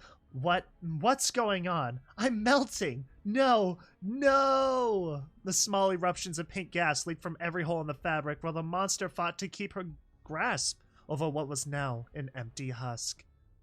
You have not won. I will be back. Ponies make the same mistakes all the time. I'll be back. Nightmare's pup face melted in a pink eruption, filling the helmet with a curtain of gas. For a moment, the suit inflated like a party balloon, as whatever force that kept the pink ooze in the fluid form stopped working, and the pink agent reverted to its usual gaseous state. As the scream from the nightmare reached its highest note, the suit's locks failed and the gas exploded out of the harness, making a sound like a whistle. The ponies that still were capable of walking grabbed the wounded and dragged them away, far from the expanding cloud of pink death that had started to lazily invade the whole hill. Go, go, go! Let's get away from that stuff! Cold Shower dragged away what was left of Goss, following the others. Creepy Voice continued to scream as they fled, a long wail of anger and agony. Half dragged and half pushed for a moment, Henry regained a spark of lucidity. Everything seemed distant, and she felt as if she was floating in a warm place, lulled by gentle invisible waves, and in the middle of that moment of peace, the mercenary heard Puppy's voice. Hey, Henry! The griffin groaned. The foe wouldn't know the difference between a wrong moment and the worst possible moment, even if she bumped into it with her muzzle. Puppy ignored Henry's mental complaints. Listen, I has really no time, but I wanted really to say I'm sorry, but I has to go. We're still friends, right? Still friends? That was a weird question. The filly was more than a friend. She was something more, something bigger in Henry's life. Really? You? You liked me that much? I know. We can be sisters. Yes, Henrietta Days. I love it. Henrietta Days. Is Henrietta gonna adopt the last name? Oh my god, that would be so freaking wild. The griffin chuckled, still half dazed by the nightmare's embrace. Henrietta Days. Sure, that was totally going to happen. Adopted by a pony. Okay, sis, I gotta go. I love you. Bye. And with those last words, Puppy's voice faded away as the griffin passed out again. Day 14. Approximately 7. Wait, okay. 13, 14, 15, 16, 17. That's 5 p.m. I have to count my fingers. It gets a little confusing. I hate military time. Good day, Big 52, and for once I mean it. Oh wait, no, it's DJ Good Stuff. Good day, Big 52, and for once I mean it. This is DJ Good Stuff, and you're listening to Radio 52, the radio of good news. Boisterous, triumphant music played for a few seconds. I've been receiving transmissions from Ironworks and Broccoli since this morning. Now I can safely say that the news is confirmed. The wild herd was defeated. Woohoo! Yes, my little ponies, you heard me well. The good guys trotted down to Ironworks and kicked some raider ass for good. The DJ laughed enthusiastically, evidently too happy to keep even a shade of professionalism. I still lack the details, but it seems that the Applejack Rangers, along with a group of volunteers, and please note that Lonesome is among them, assaulted their camp very early in the morning and caught them by surprise, killing a large number of raiders and routing the others. This is how things get done round here, raiders. You better think twice before you mess with us. Good Stuff paused for a moment before continuing. In the background there was a sound of shuffling papers. Okie dokie. For those that have friends and relatives in Ironworks, the situation seems dire. Most of the adult ponies have been killed during the siege, but there are still some survivors. Mostly the elders and the foals, with a small group of guards that found shelter inside Ironworks stable. I don't have a list of the survivors so far, but I'm working to get one, so expect some more news during the day. In the other news, Splendid Valley was hit by a huge explosion that completely devastated it. Apparently, this has something to do with the Enclave since... Trigger Happy turned off the radio and turned towards the hill. The pink cloud had been scattered by the wind, but not before coloring the solitary tree in sugary pink. Right under the tree stood 2 graves. Henry looked at the last stone in her claws. The Rock of Destiny, the griffin sighed, weighing Puppy's weapon before putting it on top of the small mound erected next to Rainy Day's grave. A small toy pony sitting on a full-sized red scooter had been left in front of the memorial, almost like a bunch of flowers. The young mercenary opened her beak, looking for some words to say, but closed it again without thinking of anything. Mr. White arrived from town carrying a rusted road sign. The stallion patted Henry on the shoulder before taking a brush and painting 2 words on the metal plate. Puppysmiles Days. What a bad name for your child, though. I'm just saying. Still not a fan of Puppysmiles. Trigger Happy approached the new grave, frowning a bit. It's that all? Just a name? It seems so cold. The White Apple's leader shrugged. It's how we have always done things round here. Graves are not for showing. The stallion looked away from Trigger, staring at the other graves on the hill. Cold Shower and Scold still sat in front of the numerous ranger graves. Ooh, rest in peace, my boy Goss. At least it's not strawberry lemonade, you know? That would have been another story. Hearts out to Strawberry. Still set in front of the numerous ranger graves, Sagebrush's tomb was sitting alone, facing north. Oh wait, oh god, Sagebrush, oh god, oh no, he didn't even, need to be there, he was just trying to repay the old man. Tomb was sitting alone, facing north towards Salt Cube City. White shook his head and turned back to Happy. It wouldn't be fair. Her grave is not the only one that was dug today. Let's stick to our traditions. Trigger Happy nodded inside before she turned away and approached Scold.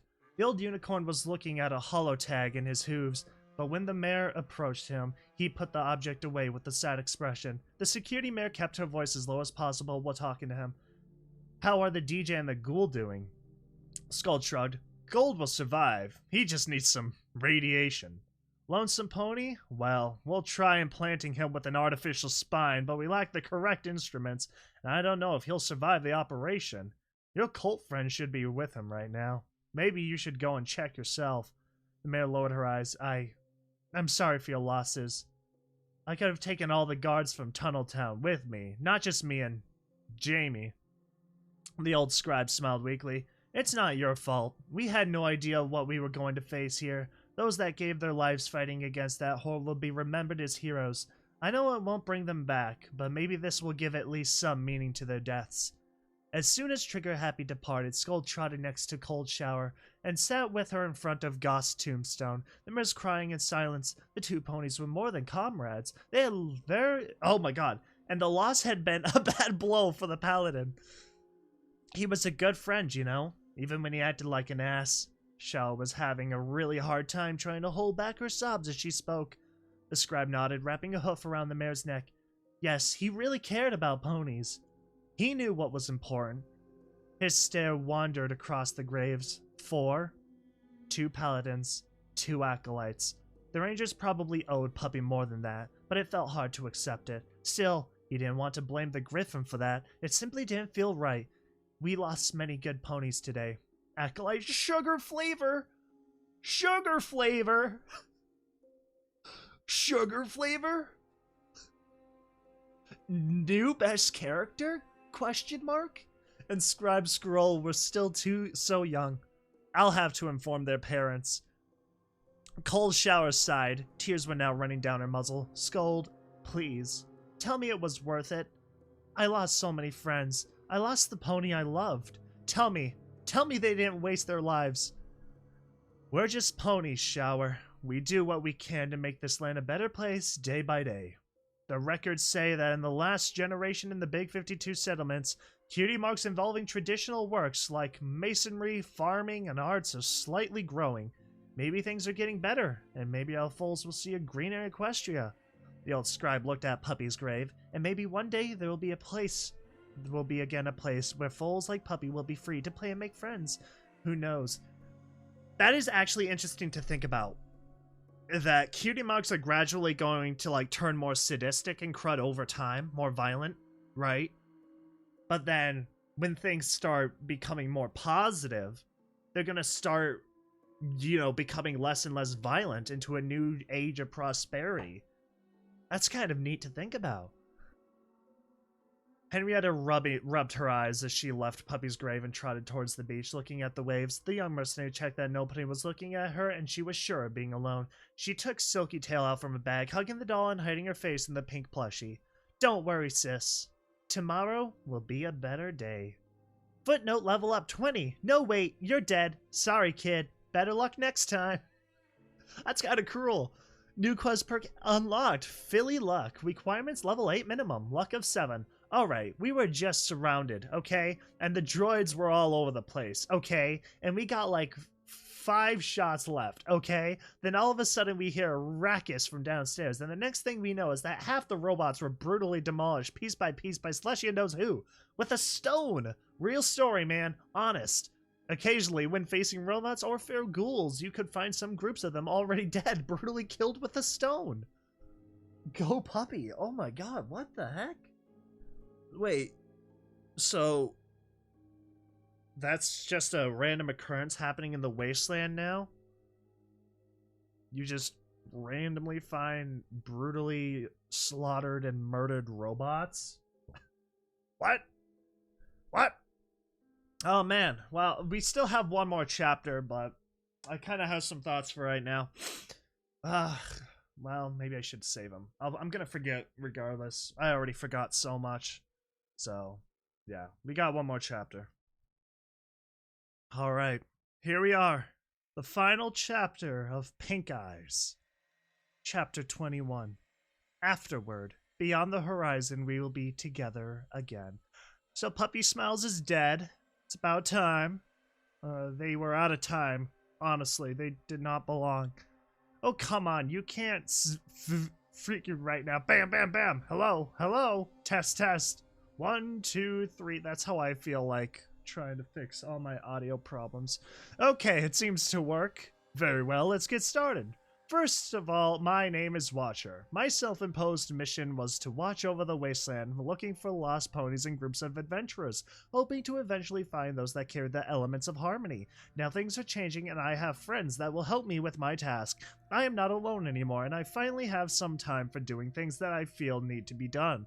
And this is the reason why now I'm recording this tape, and just for this tale, I'm asking you to call me Mr. Questioner. This is a story that could seem unimportant or even silly, but it's about dreams and memories. It's a story about two large, innocent pink guys that couldn't see the horrors of our times and kept believing that somewhere beyond those ruined walls, inside the slave pens and even in the raiders' camps, every pony was still a pretty pony. And at the end of our journey, where the road once met the ocean, I said roast. The ghost foal that lost her mom finally found a place to rest. Sure, she was a little late, but I was told that when she finally accepted her fate, Puppy left with a smile. Like she were following an old postcard, the filly went down the big 52, showing everyone she met what ponies had been in the past and what they could still be. Somehow changing the way they saw themselves, making them see a better past, and making them wish for a better tomorrow. She wasn't actually trying to change the world or even to save lives, but that might have been why so many ponies took notice. Since she was no preacher, but simply herself, it was easy to see that there was no fanaticism or weird ideals in her, just a little pony with large pink eyes that knew for a fact that no one could really be that evil. And this is what happened in a few months between Puppy's arrival at Emerald Shores and today, which should be noted was a total of 2 weeks. Hold on a second. Oh, it doesn't tell me how long ago after this was. That's kind of a bummer.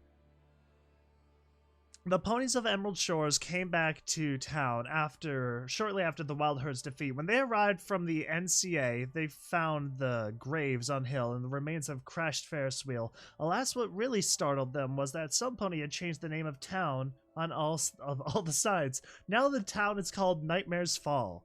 The survivors of Ironworks started rebuilding the town, helped by their neighbors. Since the battle, the settlement has shortage of adult ponies, so the Rangers decided to settle in this town, making it their new headquarters. Not every pony was happy with this new situation, but the Rangers proved themselves vital during the liberation of the town, and eventually even the most stubborn came to accept them. With Ivory Tower destroyed and Ironworks reduced to the shadow of its former self, Broccoli gathered all the ponies that didn't want to live in a ghost town or hadn't a home in which to live at all. The work in the fields improved greatly and the farmers diversified their crops for the joy of the foals. Now they grow both broccoli and cabbage. Give it up for Cabbage Town! Woo! Oh, love that. The crater at Ivory Tower was filled by the seasonal rains and a small trading post has been built along the route between Broccoli and Rust Manor. The town is very small and lightly fortified, but it's growing fast and some pony has started to build farms all around the lake. The town still doesn't have a name, but the traders call it the Hole. Ominous. Rust Manor was attacked during the Enclave conflict. The town wasn't able to repel the attackers, and the control tower was completely destroyed. Numerous ponies were killed, but the survivors are already beginning to rebuild their home. It won't be easy, but nothing is easy in the Wasteland. Sun City is still a war zone. The Sandsweepers and a number of small bands are currently fighting each other to gain control of the desert's gem, since the hired hooves retreated from the city. Sun City during the Enclave conflict and never came back. The settlement is still a dangerous place, avoided by almost every caravan for those that dare to risk their lives. Though the inner town is full of old world technology that could make you rich for the rest of your life. Tunnel Town expanded on both sides of Sugartop Mountain and now is the third largest town along the Big 52. The prices for using the tunnel have been cut considerably, and the city began a service of long-range patrols to keep at bay the groups of raiders and slavers along the route in the town's territory. Good for them. Good for them.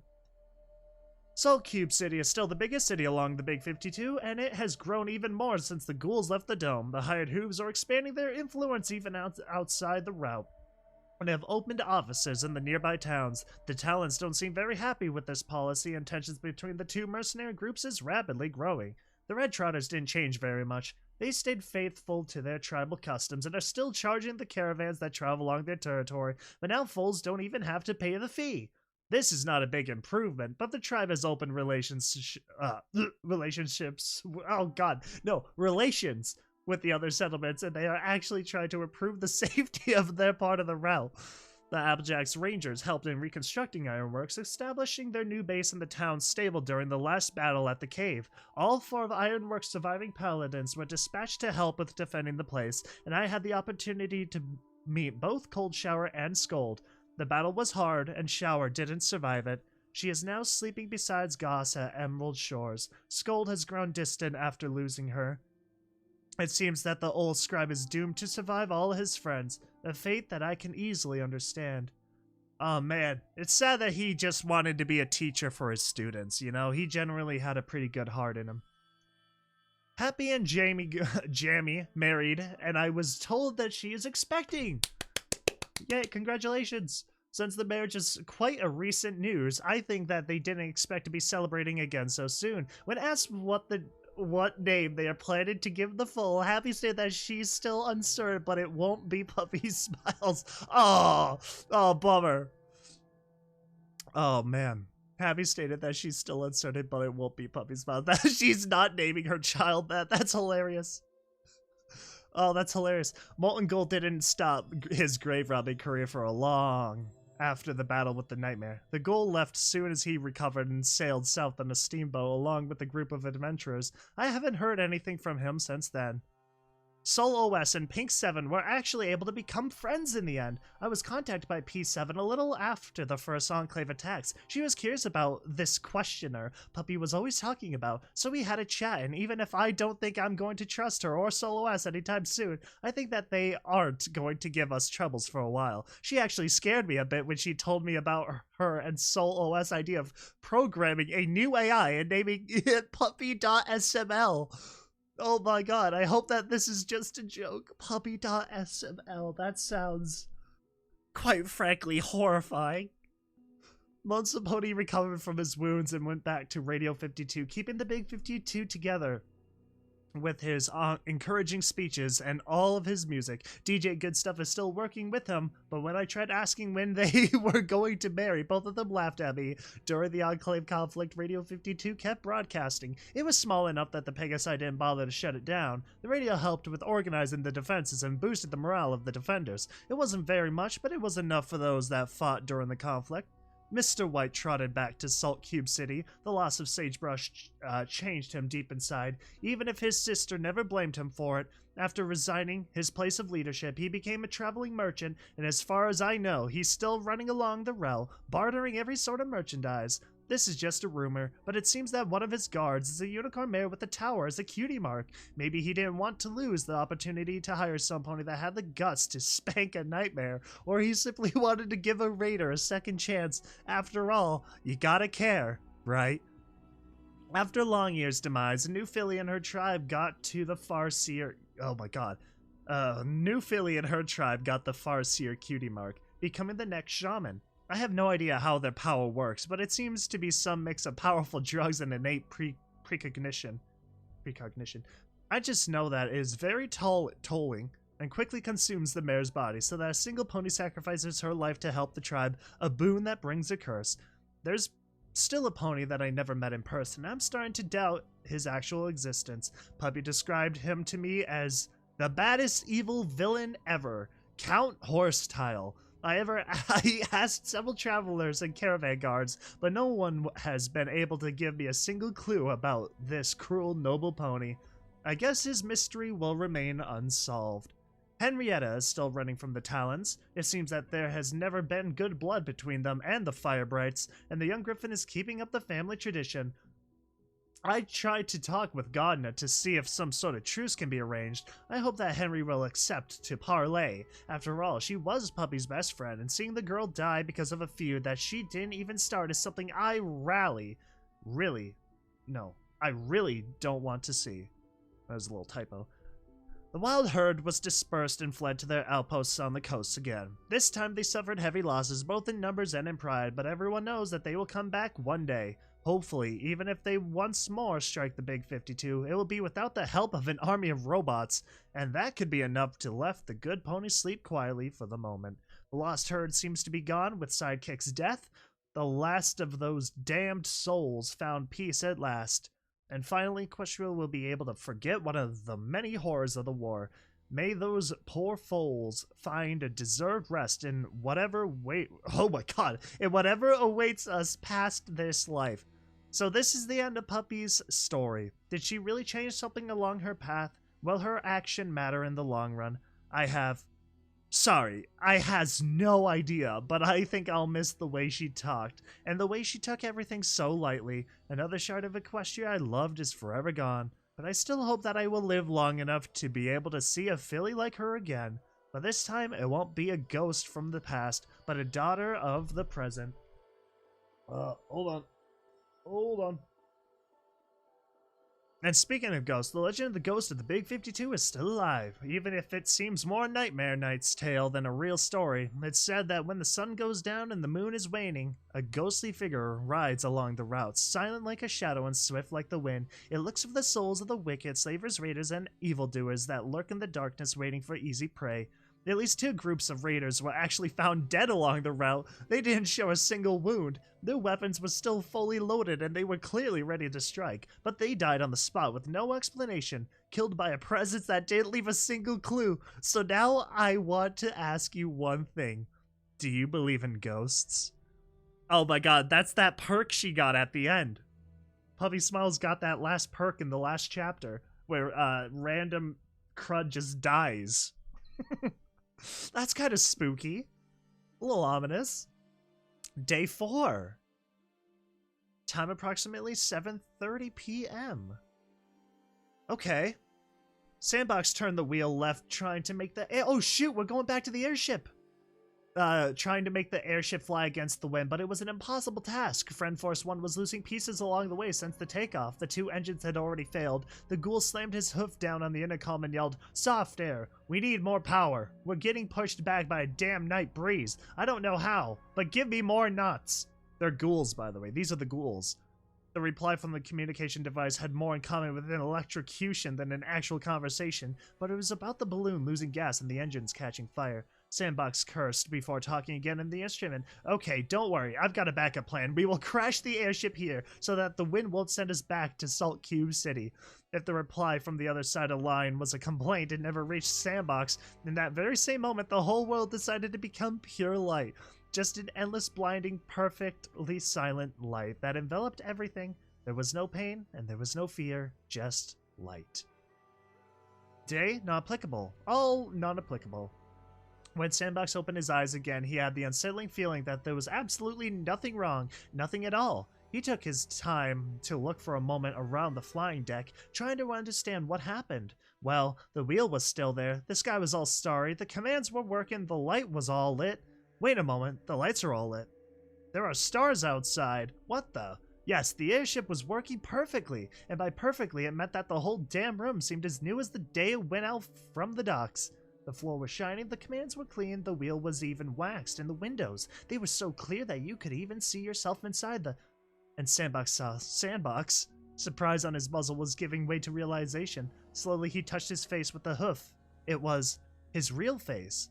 The one he had before becoming a ghoul. He was a pony again. He was dead. He was dead. This was the only possible reason for all of this. But if he was dead, why was he still on the ship? Was this some sort of afterlife punishment where he had to fly a ship forever? Like the Flying Dutchmare? Were the others trapped forever on that thing with him? And why? He didn't want to fly forever. He had to see Agatha. She was waiting for him somewhere. He couldn't just fly a stupid ship for the eternity.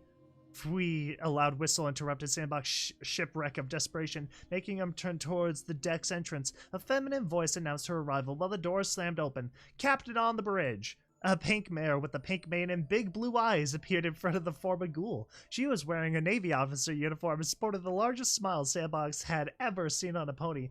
Miss Minister Pie. Pinky dismissed Sandbox with a wave of hoof.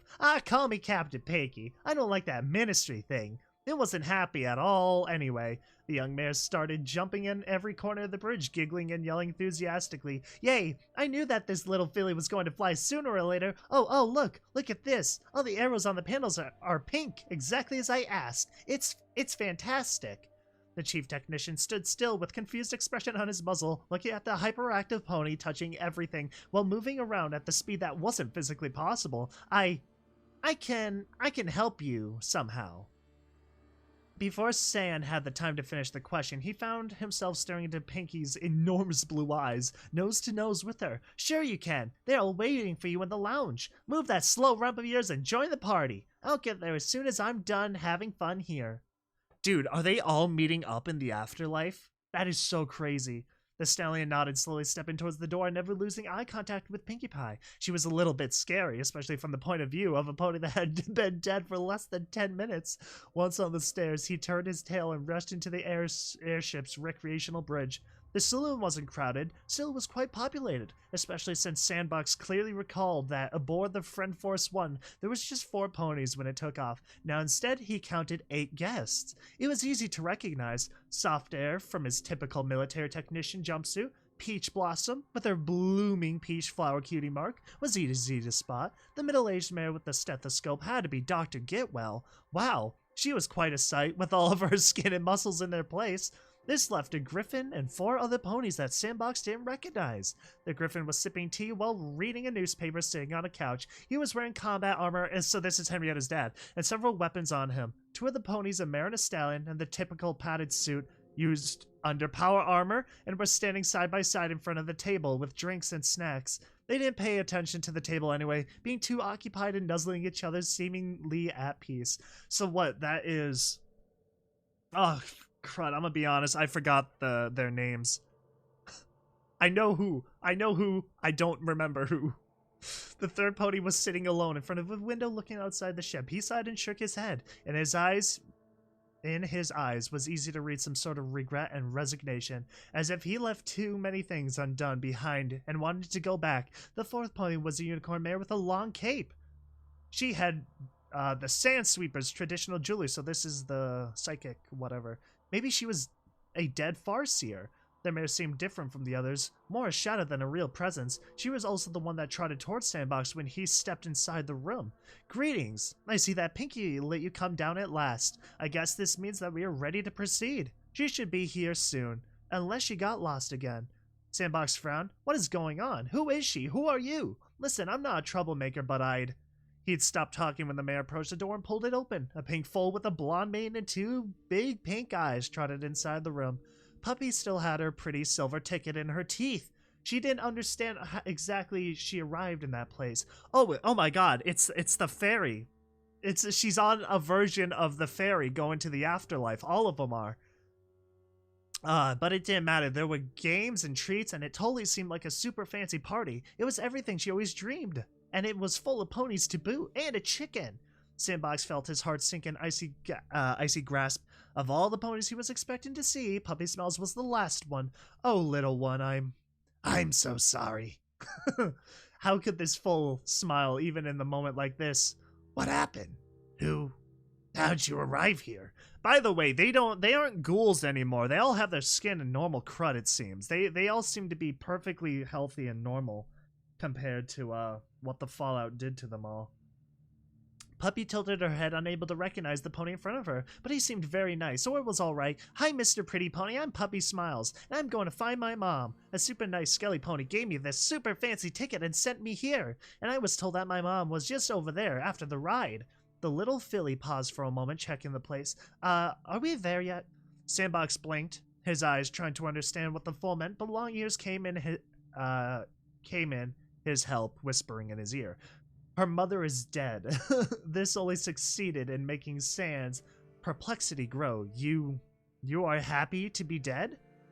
Puppy giggled. The nice skelly pony told me so, Mr. Pretty Pony, but I feel fine, and I'm going to find Mom. This is, like, the best thing ever. But she was so happy. And even if she was explained what was going on, what would have been the point of it? Sandbox smiled and nodded. Yes, it is. Do you want to play something with the others until we arrive?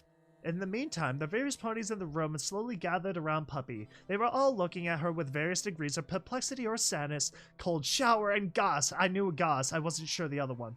I forgot you, Shower. I'm sorry. Oh. You two are absolute legends. Approached the filly. The mare was the first to talk. I'm sorry that we had to fight you. I wish there was a better way, Goss nodded for a moment, sighing deeply. Why is every pony sad? Where are the pony games? I want to play hide and seek or pin the tail on the pony, and then I want to dance and, oh, I hope the ponytail is pink. Pink is my super favorite color. I'm the bestest tail pinner ever. Puppy was already jumping on her hooves, trying to look beyond the small group of ponies. Pinky, now wearing a flight attendant's uniform, followed Puppy through the door and patted the foal on the head. I'm sorry, Puppy, but there's no time for that. We've sailed through the Star Ocean, and now we have arrived. The ride ends here. Fillies and gentle colts, thank you for choosing the Afterlife Airlines, and have a pleasant stay. The pink mare moved rapidly towards the door, opening it and revealing to the other ponies a wonderful landscape made of green hills and small ponds. Small herds of ponies dotted the meadows, while Pegasi sat on the clouds populating the wonderful blue sky. The passengers trotted outside the ship, staring in amazement at the place. It seemed like a dream come true. Here and there it was possible to see the roofs of some houses, and on the distant hills there was a large apple orchard. Even Puppy was left speechless in front of the beauty of the place. Everything was perfect. The trees, the meadows, all the pretty ponies, and the sunny sky. It was even better than Ponyville. It was so beautiful. The only thing that was missing was... Puppysmiles froze for a second, her eyes staring into a small herd of ponies gazing on the border of a daisy field. The smile on her face grew bigger and bigger as she galloped towards the ponies in the grass. One of the figures looked up and smiled at the incoming filly, who was now crying with joy, unable to say anything but a single word. Mom. Oh. Footnote. Press any key to skip the credits. Thank you for playing Fallout Equestria Pink Eyes. Oh.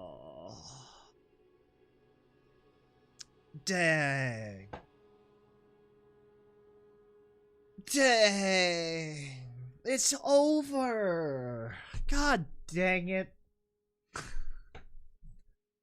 Oh, see, that's how you end a story right there. That's good. I like that a lot. I like that whole little everybody who died along the way that you sort of had a connection with was all there with you. That took 14 days, so Pinkie Pie kind of held them in, like, in a little purgatory there for a little bit. But my goodness, that was good. I like that story. Once again, Puppysmiles, horrible name.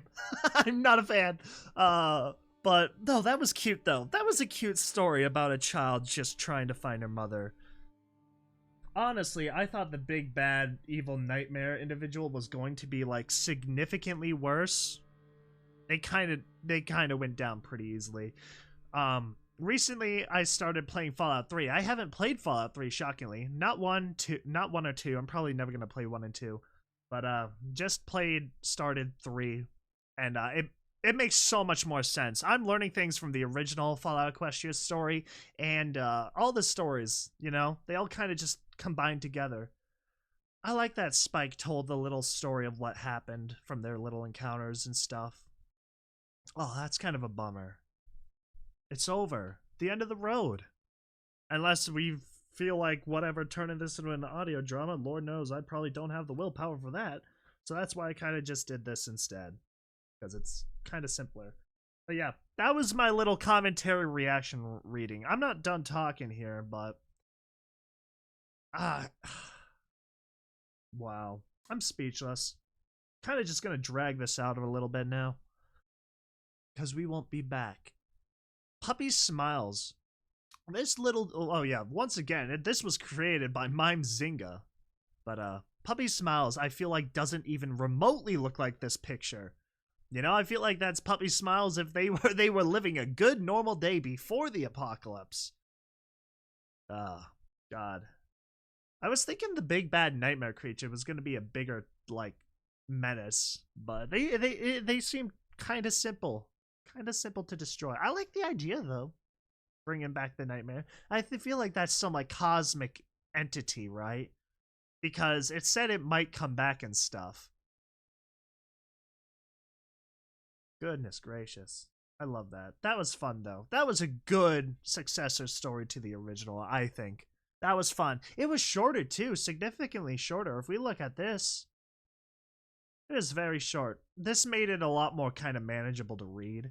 right? Because you're not drowning yourself in one, like, reading well, for me, right? I did the original series doing a stream, so I would have to read probably like 4 or 5 of these normal chapters in one sitting. That would kill me. That realistically killed me. Not to mention all the audio issues I had with this. I don't know what it was. That static crud. I don't know what causes it. I tried to get rid of it so many times, but no cigar. So that sucked, but things are better. Things are better. What a fun story. I'm glad she made some friends. They all kind of came together at the end. But, yeah. This little dude's time to rest. The Sierra Madre. That's neat. That's a spike? I like that HUD, though. I'm... They really did, though. Through the whole story, which was told in, like, what, 14 days? That is a wild adventure compared to what Little Pip had. Like, let's be honest, 14 days and all that crud happened. You getting shot over and over again. Oh, the other people struggled. I wonder which story we will end up reading at some other point. I would probably die if I tried reading a long version of this. But, yeah. Thank you all so much for watching Fallout Equestria Pink Eyes. I hope you all enjoyed the series. I actually genuinely enjoyed it. I thought it was a pretty good successor. But, yeah. Let me know what you all think. Tell me your favorite moment of this story, because, quite frankly, there's a lot of moments in it. I personally can't tell you everything right now, right? If I was to do everything, I would have to go, like, make a separate video or something, probably just recapping everything and explaining it, blah, blah, blah. Maybe I'll do that. I haven't done it for the original, but we'll see. We'll see. Because I think that'd be fun. Thank you, Mimezinga, for creating this story. If you ever end up somehow watching this, because that was good. But yeah, thank you all so much for watching, and I will catch you all in the next one.